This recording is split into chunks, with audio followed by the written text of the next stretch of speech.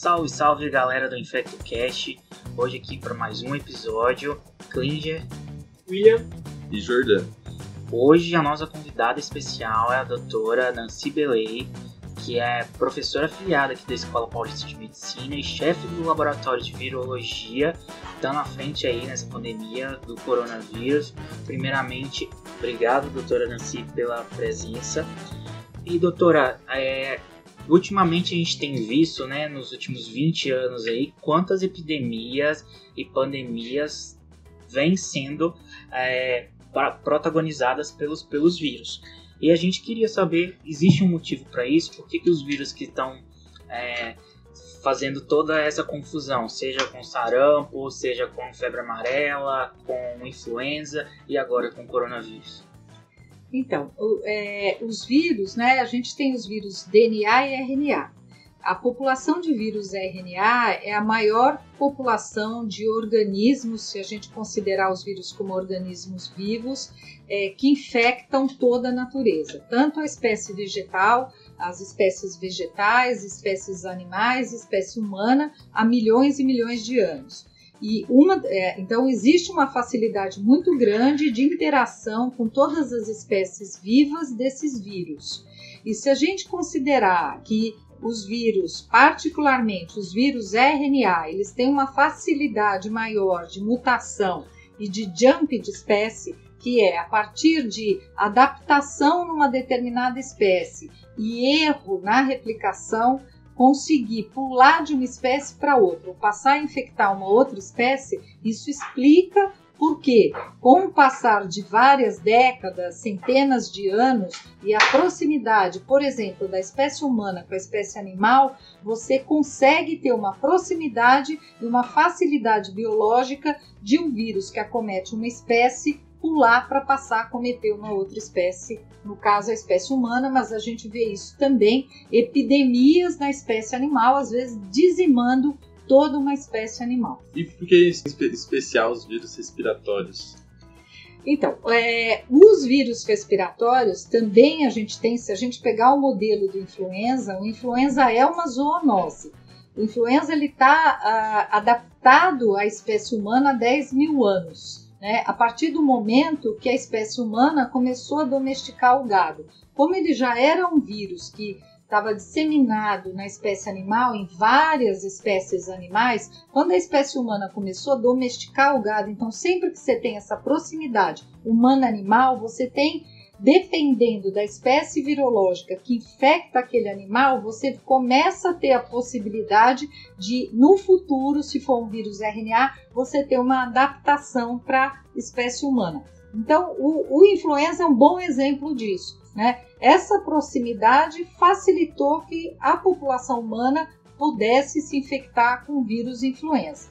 E aí a gente tem o crescimento exponencial da população humana, uma necessidade de produção de proteína animal, o que faz com que você tenha cada vez mais áreas no mundo, principalmente no continente asiático, uma maior necessidade de produção de proteína, e aí a gente está falando de suínos e de aves, que são espécies que albergam vírus influenza com muita facilidade, e aí você tem essa proximidade. Bom, por que os vírus respiratórios que você perguntou? É muito fácil a transmissão respiratória, né? As doenças respiratórias virais, elas são de período curto de incubação e de facilidade muito grande de transmissão. Algumas numa curta distância e outras numa longa distância, como é o vírus da gripe aviária, o H5N1, que é um dos fortes candidatos para uma nova pandemia. E por quê? Que característica esse vírus tem que vai diferir dos outros? Então, é muito mais fácil você ter uma pandemia quando uma determinada doença foge de controle. Se você tem uma doença que tem um período de incubação curto, e tem muita facilidade de transmissão de um meio que seja difícil de você conseguir intervir, então vamos comparar Ebola, que não é um vírus respiratório, com, por exemplo, o coronavírus, que é um vírus respiratório. A epidemia de Ebola, apesar de ter uma mortalidade elevada, de ter acometido populações numa situação economicamente extremamente desfavorável, foi uma epidemia que não virou uma pandemia. Por quê? Para virar uma pandemia, você tem que ter uma facilidade, primeiro, de ter pessoas infectadas que você não detecta. Isso podia acontecer no início com a ebola. Segundo, a partir do momento de doença, ser difícil você controlar e, por ser difícil de você controlar, essa pessoa doente poder circular e levar a doença em outros lugares. Quando você começa a comparar o ebola com o coronavírus, por exemplo, isso é diferente. Se você pegar um paciente de ebola, determinados sintomas já fazem com que você perceba que essa pessoa pode estar infectada com ebola. Quando você pega coronavírus, é muito difícil. Você tem, por exemplo, indivíduos muito pouco sintomáticos, indivíduos sintomáticos que podem ter outros tantos 200 vírus respiratórios diferentes que circulam ao mesmo tempo. Então você começa a ter características diferentes que é muito difícil de você coibir esses indivíduos infectados. E tem essa questão da circulação das pessoas. Quando você tem uma epidemia mais localizada, então você tem um período de incubação mais longo, uma doença que a maioria das pessoas são sintomáticas, com sintomas claramente identificáveis. Numa determinada localidade, muito mais fácil você coibir. Quando você tem um período de incubação curto, com uma expressão clínica de doença que é muito variável, muita gente com pouco sintoma e os que têm sintoma podendo parecer várias outras condições e circulação de pessoas, isso é muito mais fácil de ter uma pandemia. Você falou do vírus que poderia ser o próximo protagonista de uma próxima pandemia. O quão grave ela poderia ser e por que esse poderia ser o personagem principal? Bom, a gente que estuda vírus respiratórios, a gente está esperando uma pandemia de influenza há muito tempo. A última pandemia muito importante, com uma mortalidade muito maior do que a causada pelo coronavírus, foi a gripe espanhola, né? Que não poupou nenhuma faixa etária. Diferente do que a gente tem agora com o coronavírus, que a população mais jovem e as crianças são bem poupadas. Então, a gente está se preparando para uma pandemia de influenza. O influenza, apesar da gente ter algumas drogas que têm alguma efetividade contra o influenza, diferente do que a gente tem até agora com o coronavírus, né? A gente tem uma droga aí com uma eficácia muito relativa. Nós temos vacina para influenza, mas a gente não tem uma vacina universal. E o influenza ele se complica muito facilmente com pneumonia bacteriana, em boa proporção dos casos, principalmente naqueles casos hospitalizados, também diferente do que a gente observa para coronavírus. E se a gente tiver uma pandemia importante de influenza, com uma gravidade, condições patológicas mais importantes do que a gente viu da pandemia de H1N1 de 2009, seguramente a gente vai ter uma mortalidade muito mais elevada. Então, o mundo todo, o mundo científico, está se preparando para uma nova pandemia e a gente tem dois fortes candidatos, que é o H5N1, que é um vírus de gripe aviária com uma mortalidade elevada, que não poupa nenhuma faixa etária e que vira e mexe a gente tem epidemias em aves domésticas na Ásia, já teve na África e em alguns momentos até na Europa. Então isso é um risco, existem vacinas pré-pandêmicas desenvolvidas pelo CDC, com parcerias europeias, no continente asiático, diversas farmas estão produzindo vacina pré-pandêmica de H5N1. E o outro candidato, que talvez esteja um pouco mais à frente, é o vírus influenza H7N9. Inclusive o Brasil, o Instituto Butantan, desenvolve uma vacina para H7N9, que também é um vírus da gripe aviária, que tem circulado de forma endêmica na China desde 2012, 2013, e que é um risco se ele se adaptar à espécie humana. E aí a gente pode ter uma pandemia com uma gravidade até muito maior do que a gente tem agora. E é muito importante a gente entender que quando você tem uma pandemia, os teus recursos de saúde, eles rapidamente se esgotam. Então a gente tinha a ilusão, quando a gente estudava a gripe espanhola e depois da pandemia de 2009, que o fato da gente ter antibióticos, terapia intensiva, altas tecnologias, que seria muito mais fácil lidar com uma pandemia agora do que se lidou em 1918. Isso é uma ilusão, porque em 1918 as pessoas se movimentavam muito menos, apesar da gente não ter antibiótico e UTI. E agora a gente tem antibiótico, UTI, e a gente viu com o coronavírus o impacto que isso teve na nossa sociedade. Se a gente tiver uma pandemia por influenza que não poupe nenhuma faixa etária, nós vamos ter uma pandemia muito pior do que a gente teve agora. E leva um tempo para você ter uma vacina, e a gente não tem uma vacina universal até agora. Entendi.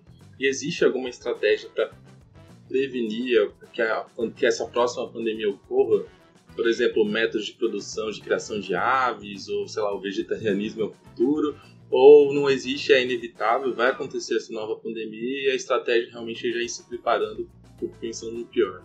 Porque a gente vê que, principalmente aqui no Brasil, não sei como é que nos outros países, mas essa questão da saúde animal é um pouco negligenciada assim, pelas autoridades, né? Não existe tanta pesquisa, investimento.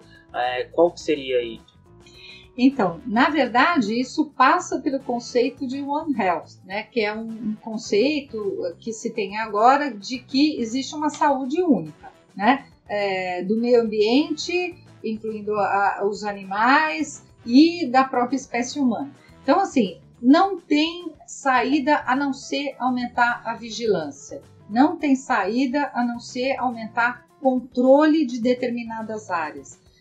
As áreas onde você tem maior população humana com invasão ou proximidade ou utilização de áreas que eram áreas mais selvagens, ou áreas que você tem desmatamento, ou áreas que você aumenta muito determinada produção agrícola e você mexe em toda a ecologia local, você tem que aumentar a vigilância. É claro que a gente tem que produzir mais proteína para a espécie humana, né? É claro que a gente, com o crescimento da espécie humana, os espaços para o mundo animal vão ser menores. Para a natureza, ela também não tem jeito, a gente tem que buscar um equilíbrio para esses três reinos, né?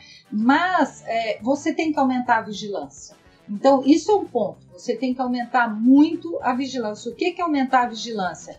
Você tem que ir atrás desses vírus nessas populações animais, isso envolve um custo muito grande.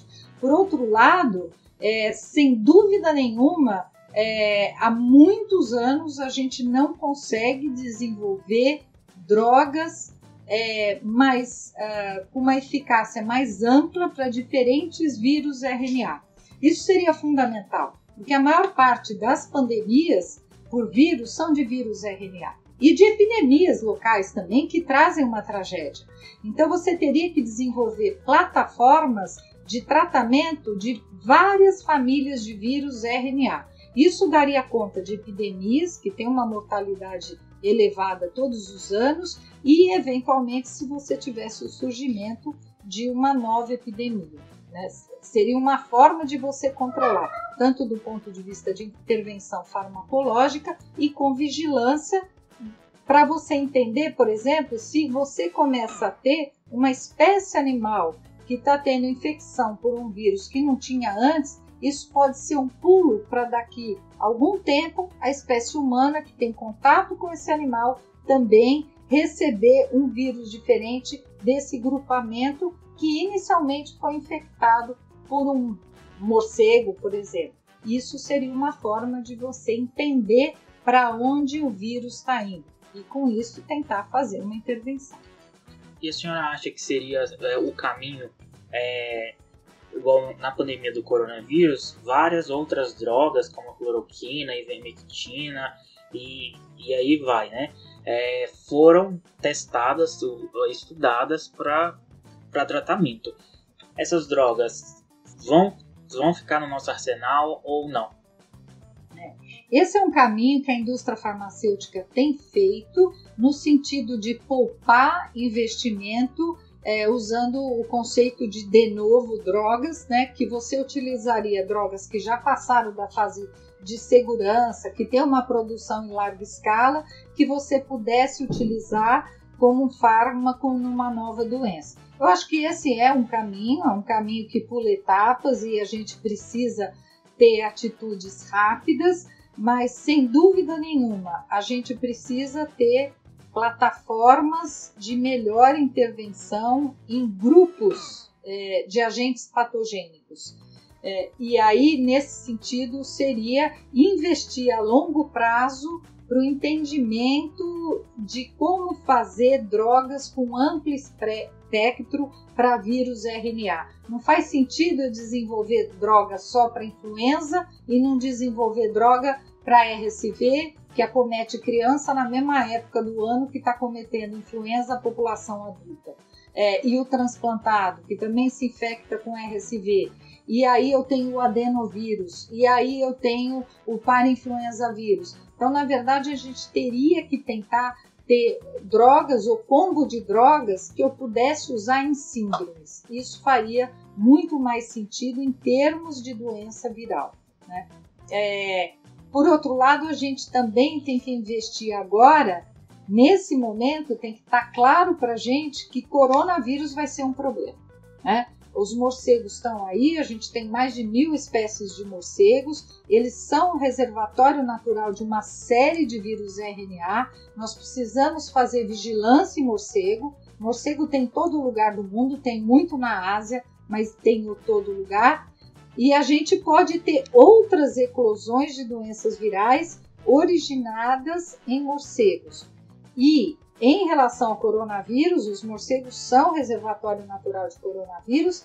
Essa questão do coronavírus ela vai continuar. Agora nós estamos lidando com o SARS-CoV-2, mas já ficou claro para a gente que esse comportamento de ter um jump de espécie pode acontecer de novo. E aí nós vamos ter que produzir uma outra vacina diferente. Então, é claro que se a gente está buscando uma vacina universal de influenza, a gente vai precisar, talvez, buscar uma vacina universal de coronavírus, né? Isso está claro. Doutora, você falou desse jumping e dessa adaptação que a gente fica com um certo medo que aconteça com os vírus, mas e sobre essas teorias de que talvez, vamos dizer assim, uma coisa forçada? O vírus criado em laboratório, o vírus adaptado em laboratório para criar talvez uma pandemia, uma infecção artificial. E seria o coronavírus um exemplo de um vírus criado em laboratório? Olha, isso se discutiu muito no começo, porque havia algumas sequências que eram comuns a outros vírus, não só ao HIV. Segundo lugar, tem uma publicação de 2019 com 2 cientistas do Laboratório de Microbiologia de Wuhan, que é o principal laboratório de microbiologia e de segurança nacional da China, onde eles alertavam para a possibilidade de eclosão de um novo coronavírus que atingiria a espécie humana com origem em espécie de morcegos. E eles tinham muitas amostras e espécies de coronavírus de morcegos nesse laboratório de Wuhan, que é um laboratório de microbiologia que tem desde a década de 60, e é um laboratório com alta tecnologia. Então, tudo isso fez com que o pessoal, algumas pessoas especulassem que, eventualmente, esse vírus teria tido uma origem num laboratório. É possível um vírus ter uma origem no laboratório? Sim, é possível. É possível você pegar um vírus que você já conhece, que circula na natureza, estudar um pouco algumas mutações potenciais para que ele se torne mais agressivo? Isso é possível. Isso até já foi feito. Isso foi feito com o vírus H5. Alguns anos atrás, 2 grupos de pesquisadores do Japão e da Holanda, eles trabalhando com H5N1, que eu falei que é um vírus potencialmente pandêmico, com alta mortalidade e que circula em algumas regiões da Ásia, principalmente na China, em população de aves domésticas, eles recuperaram esse vírus, eles estudaram mutações semelhantes ou que guardavam um ganho de função como das mutações do H1N1 de 1918, que era um vírus extremamente patogênico de origem aviária, e eles insertaram essas mutações nesse vírus H5N1. E essas mutações que eles estudaram, elas já existem, não juntas, mas elas já existem em amostras de cepas H5N1 que circulam em vários locais. Então, as mutações já existem, o vírus já existe. O que eles pensaram? Vamos juntar para poder ter esse vírus em laboratório e estudar drogas para esse vírus, fazer uma vacina para esse vírus. Isso criou uma celeuma absurda na comunidade científica, porque na mão de 2 grupos de laboratório você passava a ter uma arma biológica. Você criou um vírus que seria altamente adaptável à espécie humana, altamente patogênico e altamente transmissível. Eles estudaram a transmissão em furões, que é o animal específico mais parecido com a espécie humana em termos de suscetibilidade à influenza. E eles viram que o vírus era extremamente transmissível, altamente patogênico e que faltava só na natureza você ter um vírus igual com essas 3 mutações. São 5 mutações importantes. Eles insertaram as 5 mutações. E na natureza já tem vírus com 2 delas juntos no mesmo vírus. Só falta 3. E aí eles foram estudar. Isso criou uma celeuma intensa. Não queriam que os artigos fossem publicados com as sequências das mutações, porque algum país, algum lugar do mundo podia replicar esse vírus em laboratório como uma arma biológica. Isso teve uma discussão muito tempo, porque um grupo de cientistas achava isso é muito importante, porque se esse vírus realmente acontecer na natureza, a gente já conhece mecanismos, drogas, como tratar, como fazer a vacina. Por outro lado, não, isso é um risco. Isso vai dar margem a outros grupos que possam fazer isso por interesse de organismos internacionais, terrorismo, outros países. Mas, por fim, foi permitido que se publicasse pelo menos parte dos estudos, depois de muita discussão, com uma série de considerações de segurança e tudo mais, e parte desses dados foi realmente publicada. Então, a pergunta que você fez é possível? É possível, isso já foi feito. Agora, qual seria o interesse de alguém ter uma arma biológica que é incontrolável? O que a gente está vendo agora com o coronavírus é incontrolável uma doença respiratória viral nova. Ela é incontrolável. Então, você também estaria atingindo a sua instituição, a sua organização, o seu país, se você tivesse uma arma biológica desse tipo. Esse vírus, dessa pandemia do coronavírus, quando a gente olha para ele, a gente vê alguma coisa, algum que poderia falar que foi criado no laboratório ou não? O que levou os pesquisadores a levantar essa hipótese foram algumas sequências que eram parecidas com HIV, mas está muito claro que ele tem 96% de identidade com um coronavírus de morcego, e ele tem muita identidade com uma porção de um coronavírus que infecta pangolim. Então seria muito difícil você ter essa combinação no laboratório com esse interesse, né? Então acho que é isso, né? Acho que de consideração final a gente fica aí a reflexão. Mesmo, né? Foi um episódio nem vou dormir essa noite. Deu um pouco de medo. Mas eu acho que a gente tem que refletir e levar em consideração mais a respeito da nossa interação com os animais, né, e essa sociedade de consumo, né? E se alguém da comunidade científica estiver escutando, fica o convite para estudar vírus, né? Porque é o futuro e o presente. E a gente com certeza vai precisar muito. Obrigado, doutora Nancy. Muito legal, muito obrigado. Muito obrigado. E até a próxima. Tchau. Obrigada a vocês, tchau.